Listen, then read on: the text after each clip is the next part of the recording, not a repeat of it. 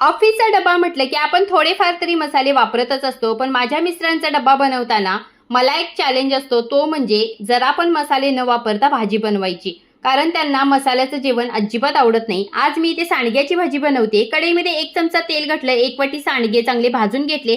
आता फोडणीसाठी पुन्हा तेल घालून याच्यामध्ये जिरं घातलं, बारीक कट केलेला मोठा कांदा परतून घेतला.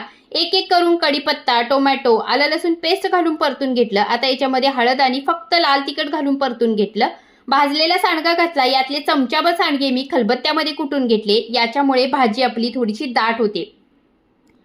आता हे फोडणीमध्ये घातलं. भिजवून घेतलेली तूर डाळ घातली. चवीपुरतं मीठ आणि शिजण्यासाठी गरम पाणी घालून आधीमध्ये 1-2 वेळा हलवून ही भाजी 10 मिनिटं शिजवून घेतली. जराही मसाल्याचा वापर न करता इथे मी ही डब्यासाठी भाजी बनवली आहे. बघू शकताय, दिसायलाच ही भाजी जितकी छान दिसते ना, त्याच्यापेक्षा कितीतरी पटीने ही टेस्टी देखील झाली आहे. नक्की ट्राय करा.